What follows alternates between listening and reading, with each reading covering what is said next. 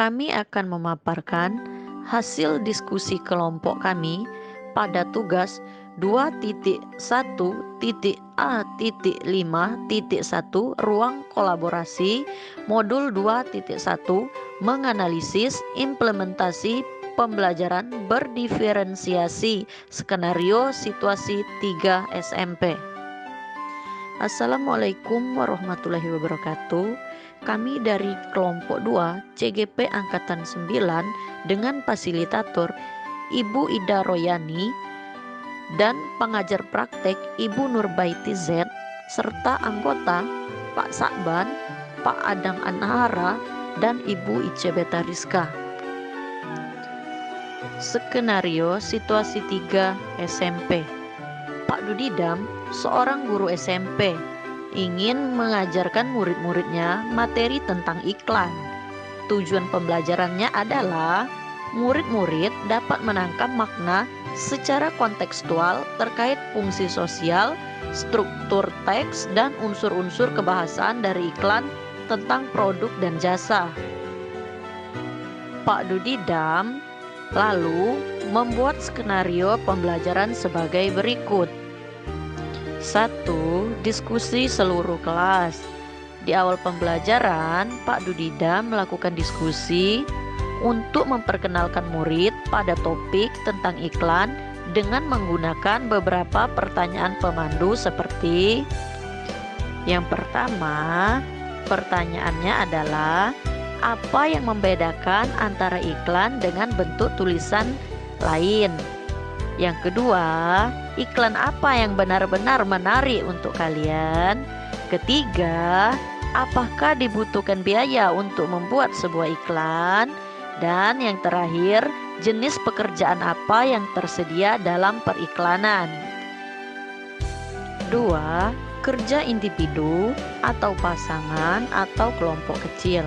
Setelah itu, Pak Dudidam meminta murid melakukan kegiatan tulis, berbagi dengan pasangan, berbagi dengan pasangan lain secara individu. Murid akan diminta menulis 3 hingga 5 iklan yang menarik bagi mereka. Mereka lalu berbagi apa yang dituliskan dengan satu teman lain secara berpasangan.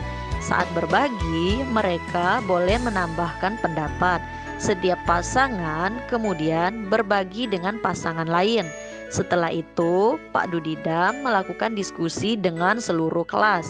Ia akan menggunakan daftar iklan yang ditulis oleh masing-masing kelompok sebagai contoh.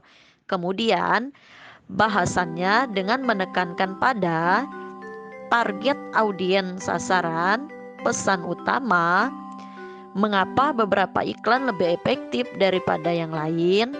Pak Dudidam lalu menjelaskan konsep dan istilah periklanan sesuai kebutuhan. 3. Kerja kelompok kecil. Yang pertama, murid akan diminta untuk membuat kelompok yang terdiri dari 4 sampai 5 orang untuk mendiskusikan kelebihan dan kekurangan berbagai jenis iklan. Yang berikutnya, setiap kelompok akan diberikan selembar kertas dan bekerja di meja mereka.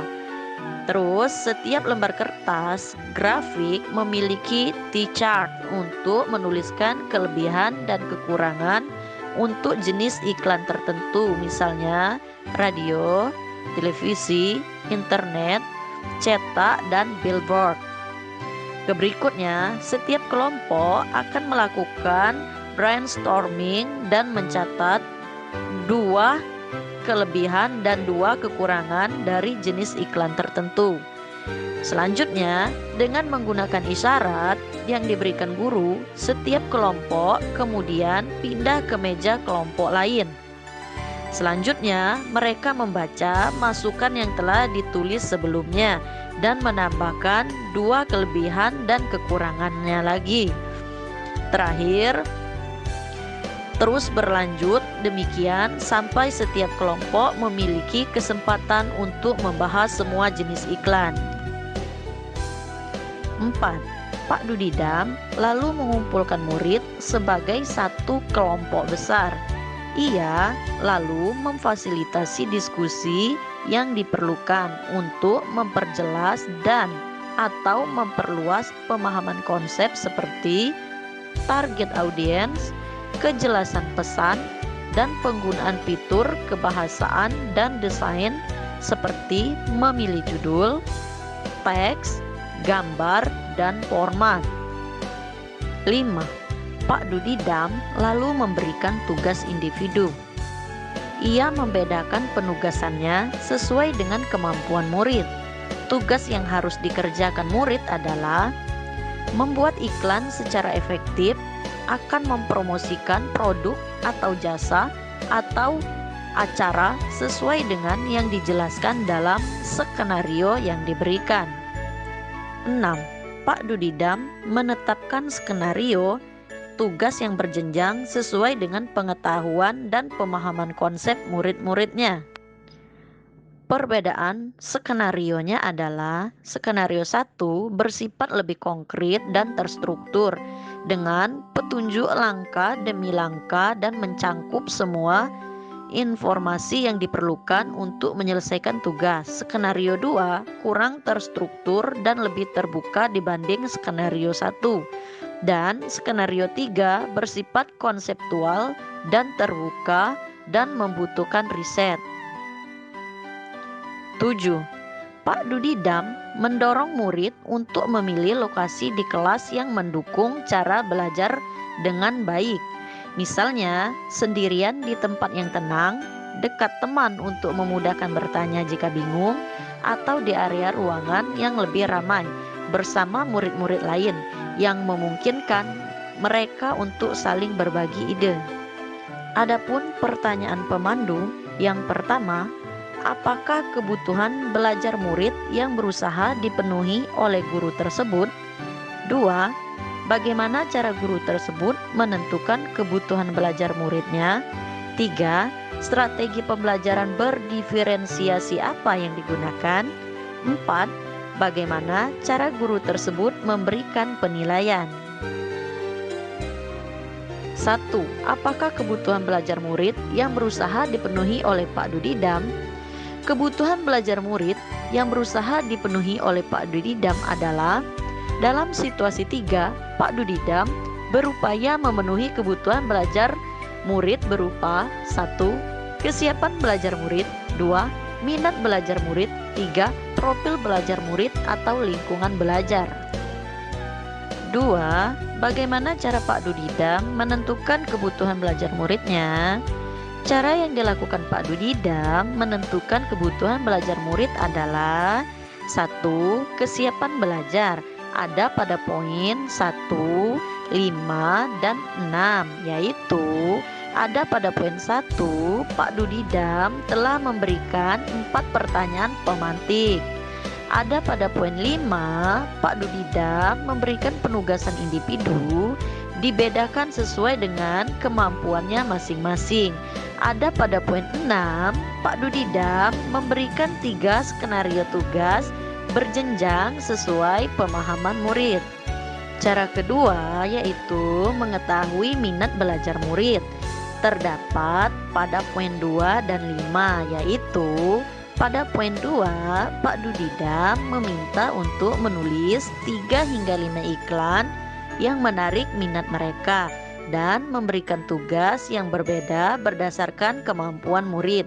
Ada pada poin 5, Pak Dudidam memberikan penugasan individu dibedakan sesuai dengan kemampuan masing-masing. Cara ketiga dengan mengetahui profil belajar murid.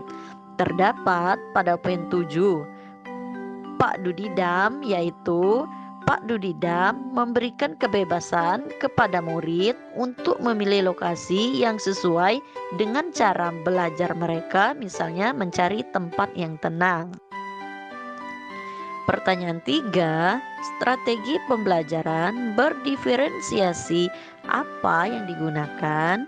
Strategi pembelajaran berdiferensiasi konten, proses, dan produk. Konten terdapat pada poin 3. Pak Dudidam menyiapkan beberapa jenis iklan dari berbagai sumber, dari radio, televisi, internet, dan billboard. Proses terdapat pada poin 2 dan 5. Pada poin 2, Pak Dudidam meminta siswa untuk menulis 3 hingga 5 iklan yang menarik minat mereka. Dan poin 5, Pak Dudidam memberikan penugasan individu dibedakan sesuai kemampuannya masing-masing. Produk terdapat pada poin 5, Pak Dudidam membedakan penugasan sesuai kemampuan murid. Pertanyaan keempat, bagaimana cara Pak Dudidam memberikan penilaian? Pak Dudidam telah melakukan penilaian formatif, yaitu melakukan asesmen awal pada poin 1, memberikan 4 pertanyaan pemantik. Yang kedua, asesmen as learning, poin 2 dan 4, kerja individu atau kerja kelompok kecil untuk saling berbagi, curah pendapat. Pada poin 2, melakukan diskusi kelompok besar. Pada poin 4, untuk memperluas konsep. Asesmen for learning pada poin 5, penugasan individu, yaitu membuat iklan yang secara efektif akan mempromosikan produk atau jasa atau acara sesuai dengan yang dijelaskan dalam skenario yang diberikan. Terima kasih, salam dan bahagia.